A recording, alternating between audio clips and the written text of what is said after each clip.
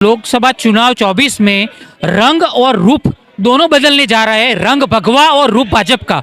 जो भी विपक्षी नेता अगर इस रंग भगवा और रूप भाजपा में अपने आप को फिट नहीं कर पाएगा, उसको दरकिनार किया जाएगा लोगों के द्वारा, जनता के द्वारा। तो नीतीश कुमार को तो मैं बोलता हूँ, राजनीति के बहुत बड़े चाणक्य है, काफी दशकों का वो राजनीति के एसेंस है। और ये बहुत जितनी इनिंग राजकीय इनिंग खेले हैं, आईपीएल हो, टेस्ट हो, वनडे हो, बहुत अच्छे से खेले हैं, रन रेट बरकरार रखी है। उन्होंने अपनी राजनीतिक नैया तो पार कर लेते हैं, लेकिन उनके साथ जो रहते हैं उनकी नैया डुबा देते हैं। उसके वो मास्टर है। पक्ष पलटने में वो इतने माहिर है कि अगर भारत सरकार के पास पदक सदक की व्यवस्था होती तो भारतवर्ष में नीतीश कुमार किसी को जीतने नहीं देते। अभी के वक्त बिहार में एक बार फिर सरकार बदलने जा रही है।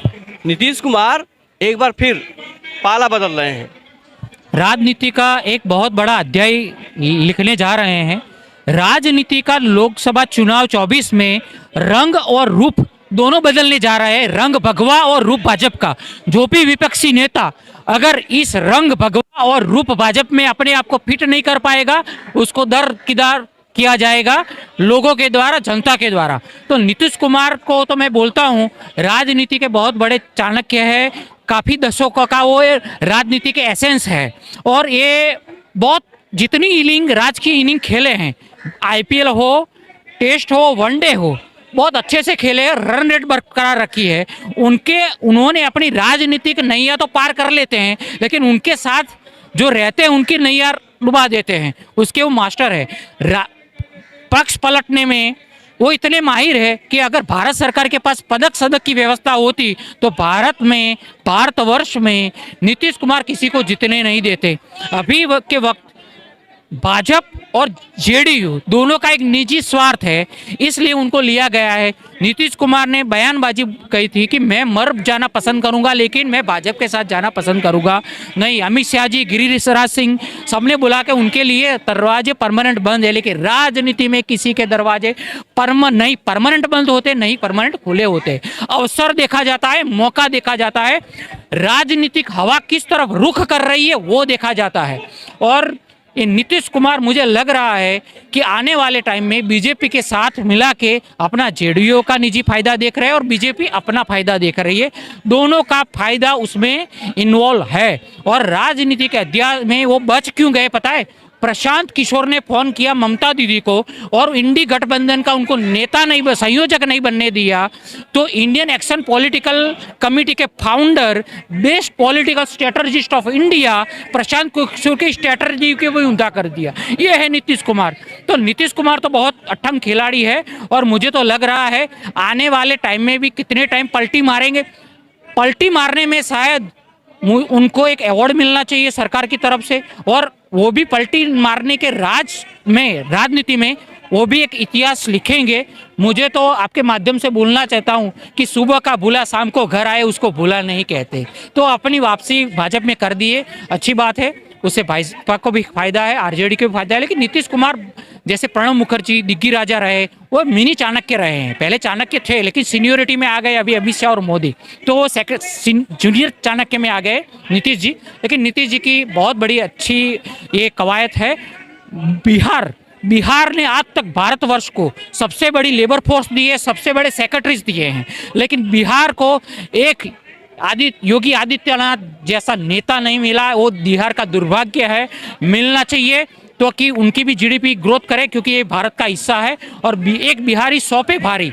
तो मुझे लगता है कि आगे वाले टाइम में बिहार में ऐसा कोई नेता और नेतृत्व मिले कि बिहार की आर्थिक तरक्की हो, शैक्षणिक हो, स्वास्थ्य शिक्षा का इम्प्रूवमेंट हो। तो हम उम्मीद करते हैं कि चलो ये गठबंधन आगे और चले, कि 5 साल चले ना चले, लेकिन ये लोकसभा में अच्छी सीटें निकाल के लाए बीजेपी और जेडीयू और अच्छा काम करे। क्योंकि जैसे लल्लन सिंह को अध्यक्ष बनते उन्होंने हटाया था, तभी से थोड़ा लोगों को डाउट हो गया था कि नीतीश कुमार शायद वो, क्योंकि राजकीय हवा कहाँ रुक कर रही है ना।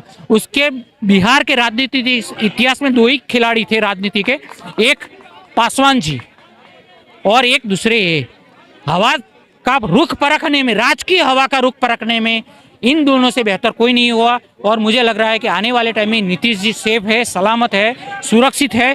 लेकिन उनके नेतृत्व में बिहार की जनता अगर सुरक्षित होए और शिक्षित होए और स्वास्थ्य का प्रबंध होए तो अच्छा रहेगा। और एक मजबूत नेतृत्व बिहार से भी मिल सकता है, जैसे योगी ने यूपी मॉडल से दिया है। जैसे यूपी की अभी जीडीपी में 9.2% कंट्रीब्यूट करता है। अब गुजरात मॉडल को लेके मोदी जी आए थे, वो भी पीछे छोड़ दिए। तो आप बताओ, ऐसे नेतृत्व की बिहार में कमी है और ज़रूरत है कि नीतीश कुमार तो चलो ठीक है, लेकिन उनसे भी कोई बेहतर नेता मिल जाए तो ये बिहार का सौभाग्य होगा। तो इस बीच में तेजस्वी यादव बोल रहे हैं कि अभी खेला होना बाकी है। उनका क्या संकेत है, किस तरफ इशारा है, क्या लगता है आपको? देखो, नीतीश तेज प्रताप और तेजस्वी, वो नीतीश कुमार की, मैं मेरे पर्सपेक्टिव से बोलता हूँ, वो अभी प्राइमरी स्टूडेंट है, प्राथमिक शाला के, वो पाठशाला के विद्यार्थी है, राजकीय पाठशाला के। नीतीश कुमार पीएचडी है, जैसे मोदी राजनीति में डबल पीएचडी है। प्रैक्टिकली नहीं है, थियोरेटिकली नहीं है, मतलब वो उनका कोई सर्टिफिकेट नहीं है, लेकिन इतने जानकार है, इतने माहिर है। तो नीतीश कुमार तो बेलाना में वो सलामत है, सुरक्षित है। बस ऐसे ही बिहार की जनता को सुरक्षित और सलामत करे तो वो आगे बढ़िया रहेगा। और ये बिहार की जनता के लिए बहुत सौभाग्य वाला काम होगा। नीतीश कुमार के इस फैसले से इंडिया गठबंधन को कितनी चोट पहुंची है? इंडिया गठबंधन का एक नारा दिया था, जीतेगा इंडिया। हाँ भाई, जीतेगा इंडिया, आप नहीं जीतने वाले। मणिपुर से महाराष्ट्र की यात्रा शुरू की, उससे पहले मैं 8-10 नाम तो गिनवा लूं। कांग्रेस के जो नेता थे दिग्गज, उन्होंने तो बीजेपी के साथ हाथ मिला लिया। मुझे तो लगता है महाराष्ट्र पोते पोते 10% कांग्रेस खत्म ना हो जाए और बीजेपी के साथ ना चली जाए। और ये लोग बोलते थे कि लोकतंत्र खतरे में है। मैं तो बोलता हूँ विपक्ष और विपक्षी खतरे में है, लोकतंत्र खतरे में नहीं है। वो लोग किसको प्रत्याशी घोषित कर रहे थे? श्री राम भगवान को, श्री राम प्रभु को, कि ये तो प्रत्याशी के बीजेपी के नहीं। राम जी की कृपा से लोग प्रत्याशी है, राम जी प्रत्याशी नहीं है। और कण कण में राम। और आप देखो, जहां राम का काम हुआ है और जिन्होंने रोड़ा डाला है, अटका है, अभी देखो वो बूथ छुपाए छुपते फिरते हैं। तो अभी मुझे लगता है उनका राजकीय अस्तित्व ज़्यादा नहीं टिकेगा, विपक्षियों का। और विपक्षी गठबंधन के भारतीय पॉलिटिकल हिस्ट्री में ये लास्ट गठबंधन है, उसके बाद गठबंधन होगा ही नहीं। उसका मैं आपको जवाब दे देता हूं, क्योंकि ममता दीदी बोले कि हम इंडिपेंडेंट लड़ेंगे, अखिलेश जी की बोले कि हम इंडिपेंडेंट लड़ेंगे, मायावती बोले कि हम इंडिपेंडेंट, केजरीवाल बोले, तो गठबंधन रहा ही कहा? गठबंधन है कि विपक्षियों की सियासत लोगों को समझ में नहीं आती, न उनके पास